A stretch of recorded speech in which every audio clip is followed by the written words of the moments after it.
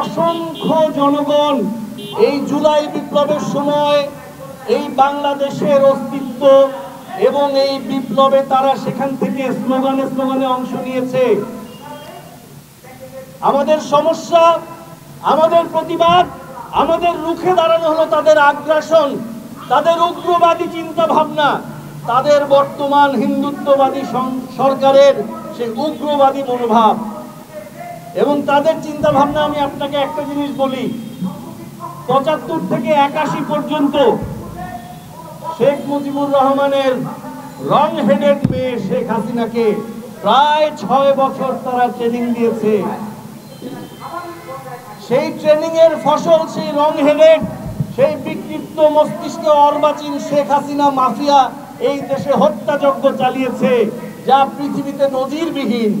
অন্য দেশের সোলজার নিয়ে এসে নিজের দেশের সোলজারকে একটা গণতান্ত্রিক পদ্ধতি থাকা অবস্থায় সেই ধ্বজাধারী এসে নিজের দেশের সোলজারকে অন্য দেশের সোলজার নিয়ে এসে হত্যা করে আবার পলায়নের সুযোগ করে দেওয়া, এই কুখ্যাতি আর কারো নাই ভাই। সেই ট্রেনিং প্রাপ্ত রং হেডেড এখন এখান থেকে ফিরে গিয়ে আবার তার দেশে আশ্রয় নিয়েছে। রতনে রতন চেনে, মনে রাখবেন এখন সেই রং হেডেডের মেয়ে, রং হেডেড শেখ হাসিনার মেয়ে এখন সেই দেশে বসে আবার ট্রেনিং নিচ্ছে। এখানেই আমাদের প্রতিবাদ। ভয় কোথায় বলেন তো? ভয়টা একটা জায়গায়। মাননীয় প্রধান অতিথি অপেক্ষা করছেন, মূল্যবান কথা তার কাছ থেকে শুনবো। একটা বিষয় বলে শেষ করে দেই, মনে রাখবেন সবার ভয় হলো আগামী নির্বাচন।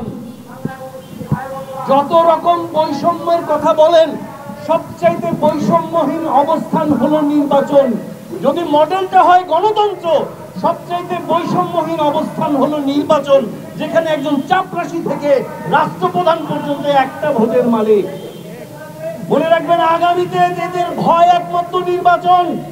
শুধু এই ভারত দিল্লি না, এই ঘরের ভিতরে, দেশের ভিতরে এই ভারতের দালালরা সহ আরো অনেকে যারা এই নির্বাচনকে ভয় পায়, তাদের ভয় মাত্র একটাই, যত রকম পার্টি করেন, কিংস পার্টি করেন, XYZ, ফেক লীগ, নানান লীগ করেন, মনে রাখবেন আগামী নির্বাচন হবে সেই নির্বাচন। আপনারা কখনো এতেকাফ দেখছেন? 10 দিন মসজিদে থেকে দেখছেন? মানুষজন 3 দিন আগের থেকে সেন্টারে বসে থাকবে, আমার ভোট আমি দেব, যাকে খুশি তাকে দেব। প্রত্যেকটা বাংলার জনগণ, বাংলাদেশের প্রত্যেকটা নাগরিক তার নিজের ভোট নিজে নিশ্চিত করবে, এটাই হলো তাদের ভয়। পরিশেষে সরকারের জন্য একটা নসিহা বলতে চাই, সেই মাফিয়া হাসিনার সময়কার মতো গুম খুন, সেই মাফিয়া হাসিনার সরকারের মতো এই বিচার বহির্ভূত হত্যা, এগুলো কেমন যেন আমরা দেখতে পাচ্ছি। সাবধান হয়ে যান। সেই মাফিয়া হাসিনার কোন দোষর কিন্তু এই বাংলাদেশে কি অবস্থা হয় সেটা আপনারা বুঝতে পেরেছেন। সবশেষে একটা কথা বলতে চাই, আপনাদের কিন্তু কোনো সমস্যা থাকার কথা না।